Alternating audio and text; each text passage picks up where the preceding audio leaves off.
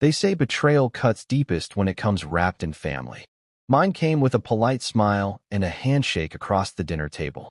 I'm Chris, 68 years old. Built my life brick by brick in a Midwestern city where winters bite hard and summers smell like cut grass and diesel. I thought I'd done enough for my daughter, Emily. Paid for her schooling. Bought her first car. Even helped cover half the wedding when she fell for that smooth-talking banker, Ryan. I wanted to believe she'd chosen well. Wanted to believe he was the kind of man who'd take care of her when I was gone. Turns out, I was the fool. The first warning came in whispers, things I wasn't meant to hear. Emily on the phone, laughing nervously about investment opportunities Ryan had lined up. Talk about property transfers and trust funds. Words too slick, too rehearsed. I let it go. Love makes a father blind, even when the stench of deceit is right under his nose. But the night it all snapped into focus, I can still see it like a crime scene frozen in time. We were at my house, Friday dinner. The smell of roasted chicken filled the kitchen.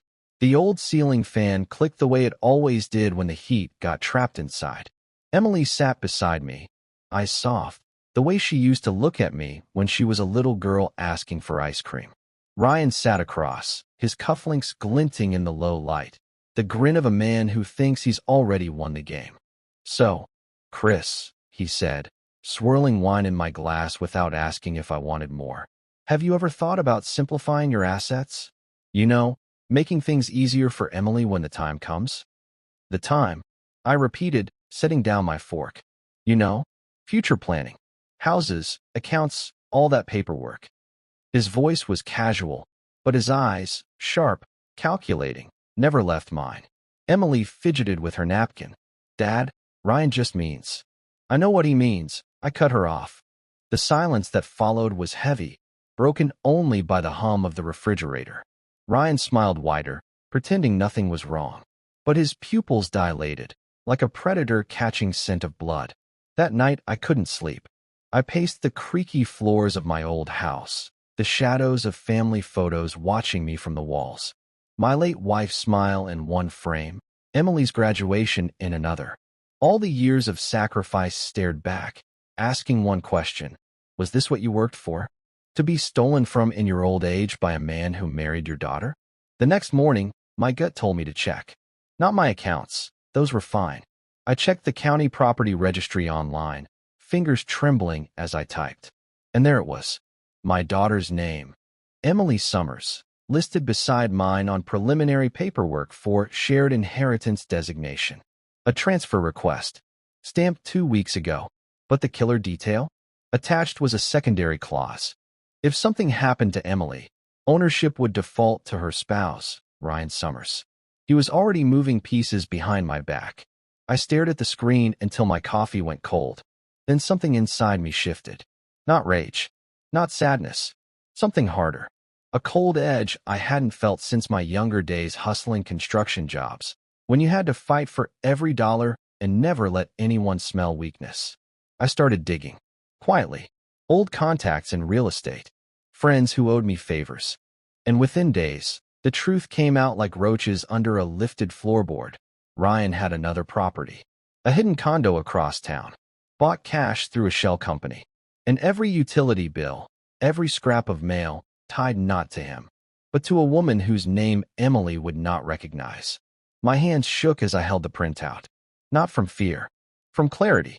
Ryan wasn't just after my house, my savings, my legacy. He was building a double life with my daughter's money in the shadows. And that's when the idea formed. Not just revenge. A revelation. Emily trusted him completely. Blindly. But what if I handed her the key? Not to my safe, not to my accounts, but to that secret condo. What if I let her walk through that door herself and see what her husband had built behind her back? For the first time in months, I smiled. A slow, sharp smile. The hunter thought he was circling old prey. He didn't realize the old prey had teeth. I closed the laptop, leaned back in my chair, and whispered to the empty room. Ryan, you just handed me the perfect weapon. And that was only the beginning. I didn't act right away. That's the trick most people don't understand. Revenge isn't fire. Fire burns too fast, too bright, leaves you with ashes before you finish the meal. No, revenge is ice. It's slow, hard, patient. I spent the next week pretending to be the same old Chris.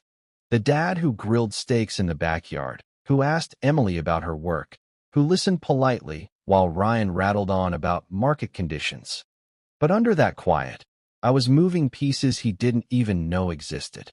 The first step was proof. I still had friends in construction, guys who'd worked with me back in the day. One of them, Carl, had shifted into property inspections. Over beers at O'Malley's, I slid him the address of Ryan's phantom condo. Need a walkthrough, I told him. Don't ask questions. Carl squinted. This about your son-in-law. Just find me something, I said. 3 days later, an envelope showed up in my mailbox. Inside were photos, dozens of them. Ryan's car parked outside the building on nights. He told Emily he was working late. Electricity bills spiking on weekends when he was traveling. And the best one, through the half-open blinds of that condo, Ryan laughing with a brunette I'd never seen before, her hand on his chest like she owned him. I sat at my kitchen table staring at those prints, the same table where Emily once did her high school math homework while I checked her answers. My throat went dry. The man she called her husband, the man she defended against my suspicions, was living two lives. That wasn't the part that killed me, though. What killed me was how blind Emily was. She trusted him the way she used to trust me. Blindly. Completely. I needed to snap her out of it. But timing was everything. So I waited. I let Ryan dig himself deeper, smile at me across Sunday dinners, toast me with my own whiskey while he whispered to Emily about protecting her inheritance. He thought I was a fading old man too grateful for their company to notice anything. Meanwhile, I built my trap. I went down to the county office, played the confused senior routine, asked about that inheritance paperwork. The clerk, a kid no older than 25, tapped a few keys and printed everything. The signatures were all there, my daughter's, Ryan's, even a forged scrawl meant to be mine on an addendum. Sloppy. My name misspelled, 1 S instead of 2. I tucked those papers into a folder, slid it under the false bottom of my desk drawer. Evidence, waiting. But the killing blow wouldn't come from paperwork. People dismiss papers. People argue them. Twist them. No. Emily needed something undeniable. Something she couldn't argue away. That's when I paid a quiet visit to that condo myself. It was raining that night, the kind of cold drizzle that soaks into your bones. I wore my old windbreaker, hood up, moving slow. The building had a buzzer system, but I'd come prepared. Years of construction had taught me more than how to lay bricks. I knew locks, hinges, weak spots. The service door gave way with one firm push of a screwdriver. The hallway smelled of fresh paint and bleach. Too clean, too staged. I climbed 2 flights and stopped at Unit 2B, Ryan's hideout. I didn't go inside. I didn't need to. I just taped a small envelope to the inside of the doorframe, tucked where it wouldn't fall. Inside the envelope, a key, not to my house, to his. The second part of the trick was simpler. A week later, I slipped that same key, an identical copy, into Emily's purse while she hugged me goodbye. She'd find it eventually. And when she asked, I'd tell her the truth. Not all of it, just enough to make her curious. Curiosity is stronger than suspicion. That was my plan. Let her own hands open the door Ryan thought was invisible. Let her eyes see what her love had blinded. But plans have a way of cracking when the people you're playing against start making moves of their own. Because the very night I planted that key, Ryan knocked on my front door with a bottle of expensive wine and a smile too wide.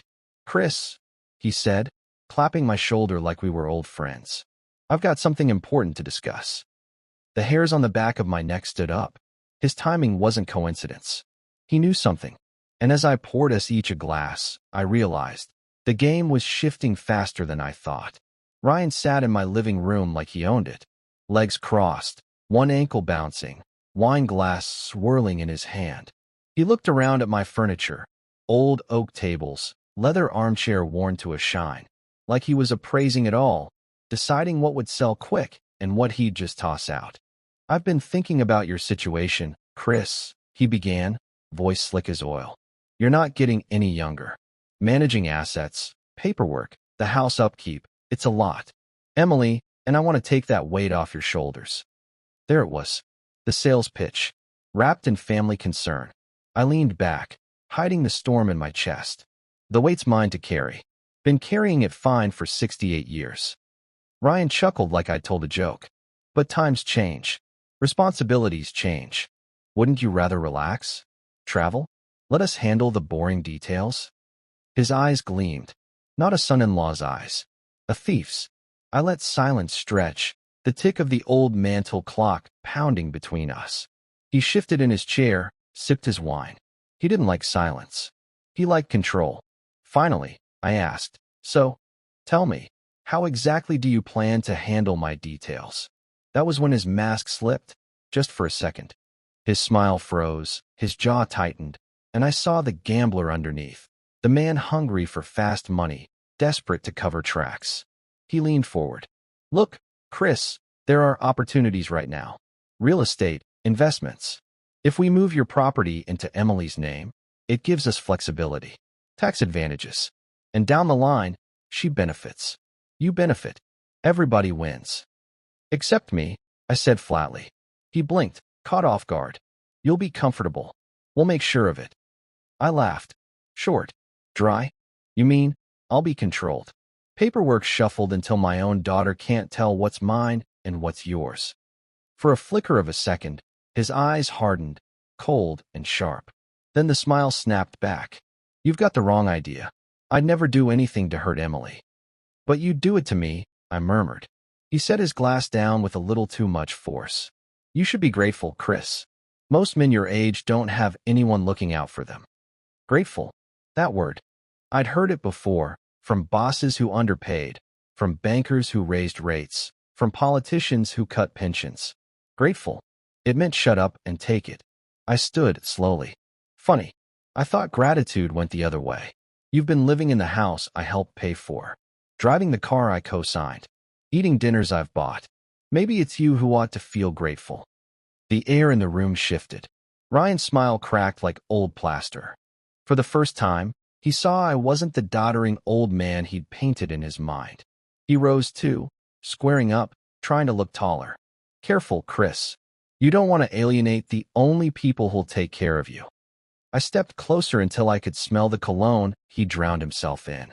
I've been taking care of myself long before you showed up with your shiny shoes and your empty promises. Don't mistake quiet for weakness.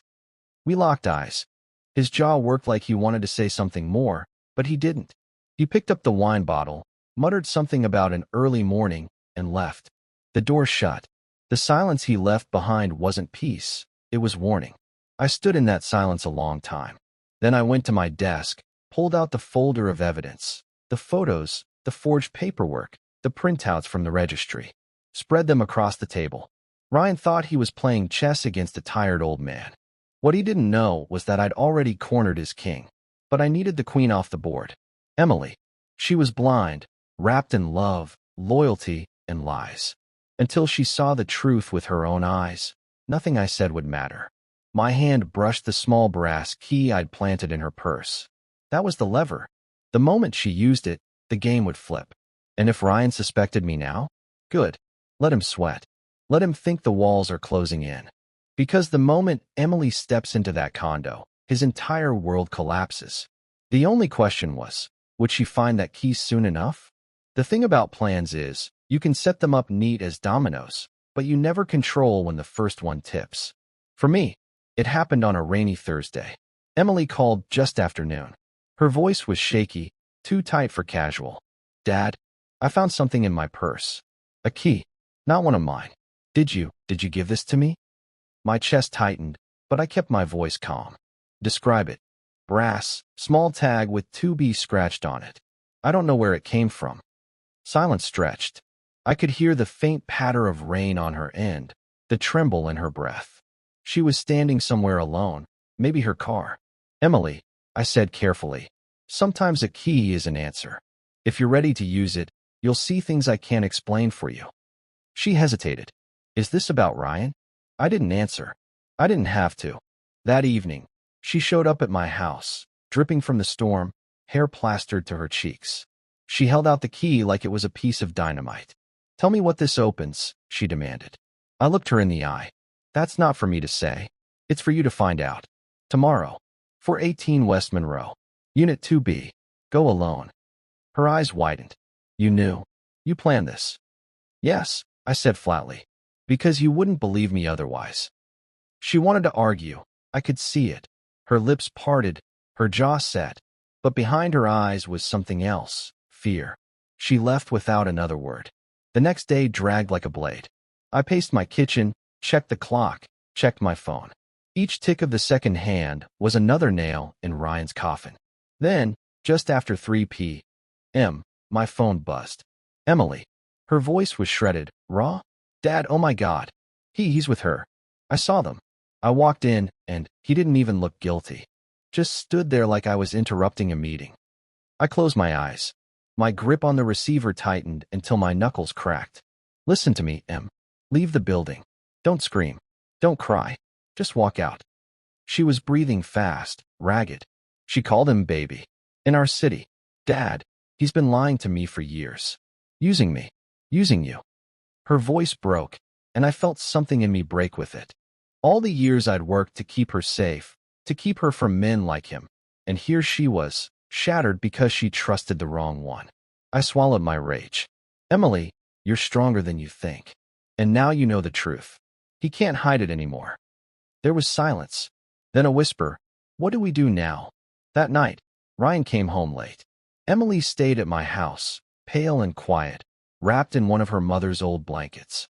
She didn't look up when his car pulled into their driveway across town. My phone buzzed again. This time Ryan. I let it ring, then ring again. Then a text. We need to talk. Now. I didn't reply. Instead, I pulled open the folder from my desk, the forged signatures, the property registry, the photos Carl had taken. I spread them across the table like playing cards. Emily stared at them, tears brimming. Then something sharper lit in her eyes. This is enough to ruin him. It's only the beginning, I said.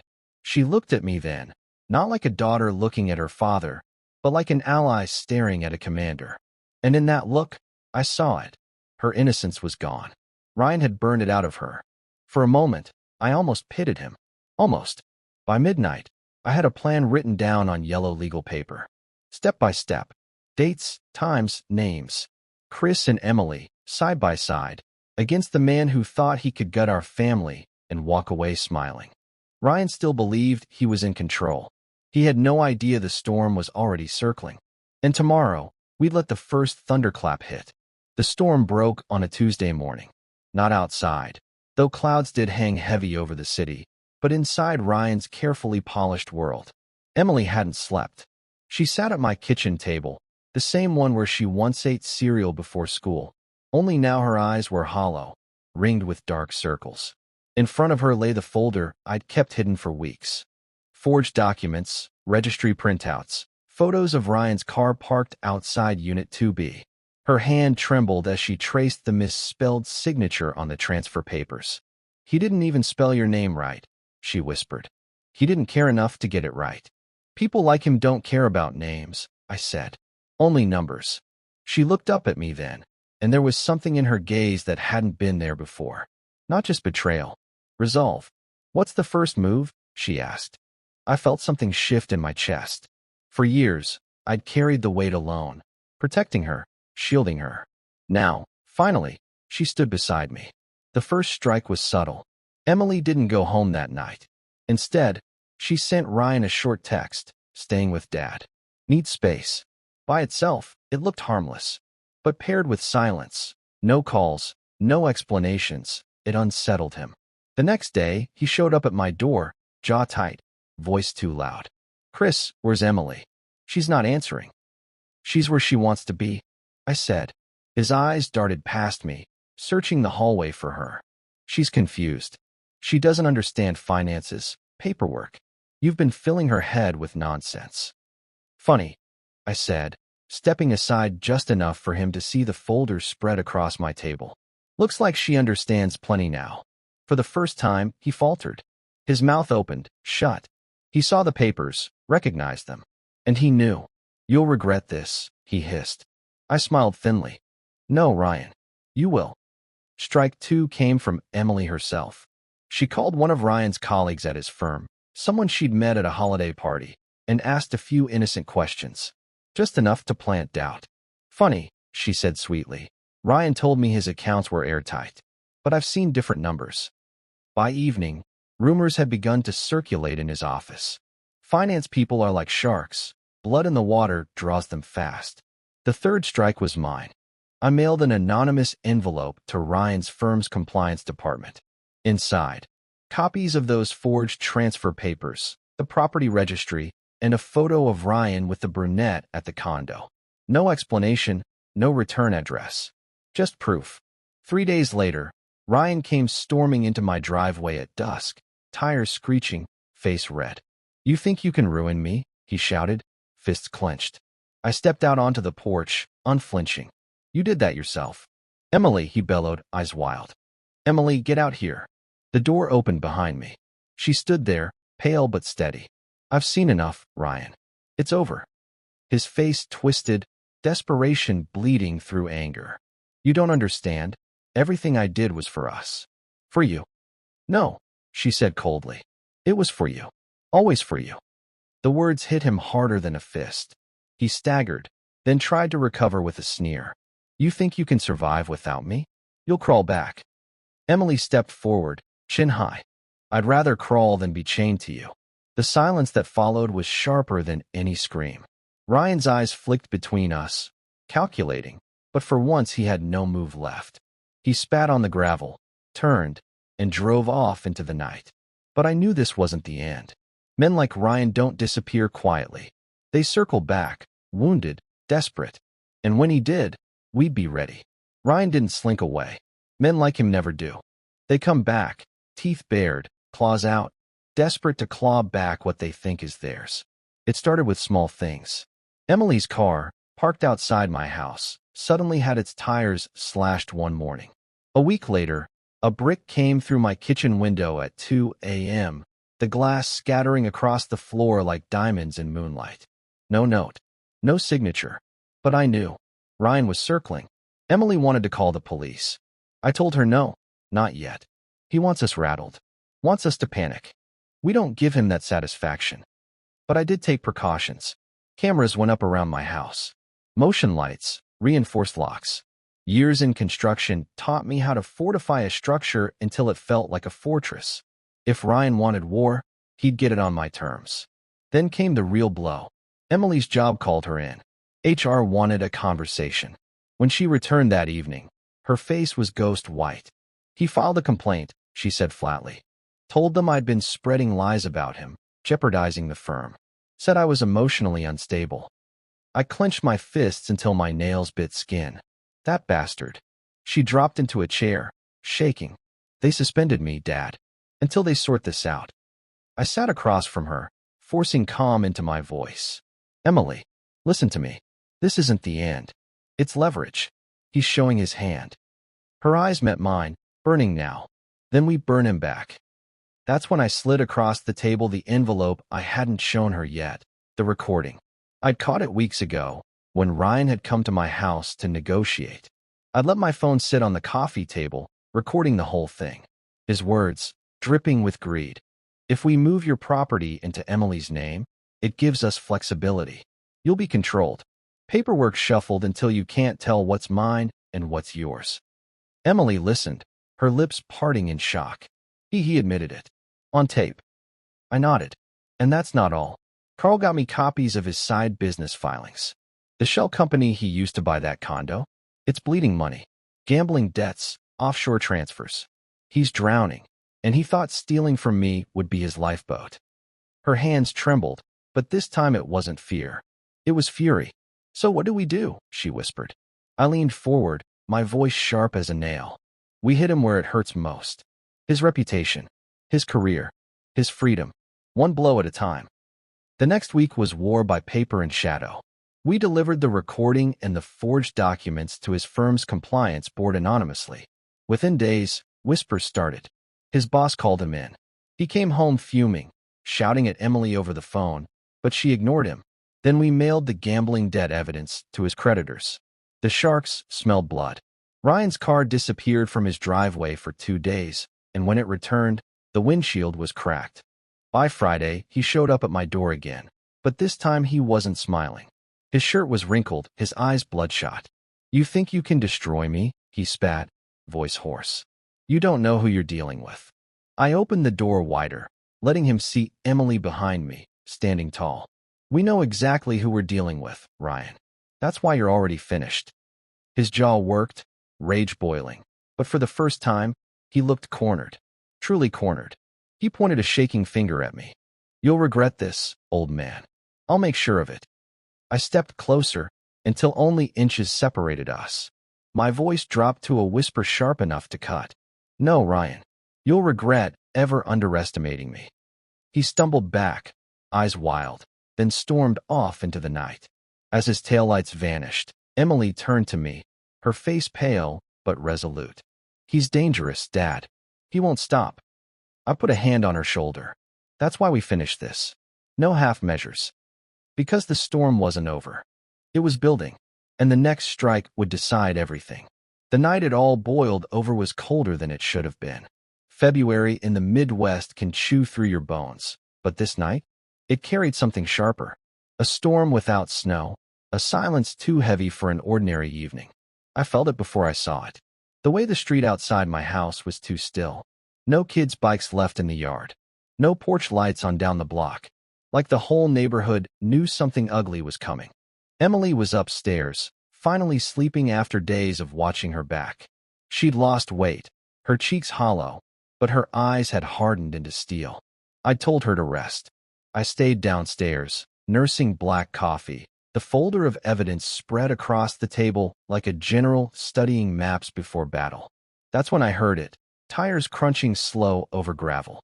Then the headlights slicing across my living room wall. Ryan. He didn't knock.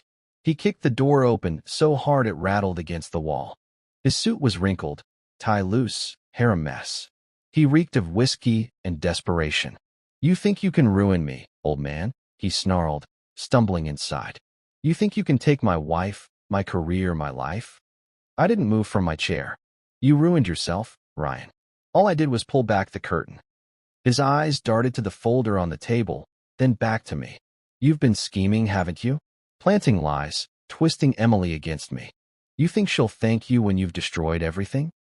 I leaned forward, voice low and sharp. "She already knows the truth. She saw it with her own eyes. Unit 2B, the brunette, the paperwork, the debts. It's over." For a second, his face collapsed, raw panic flickering through the rage. Then he pulled something from his coat. A pistol. The world went razor thin.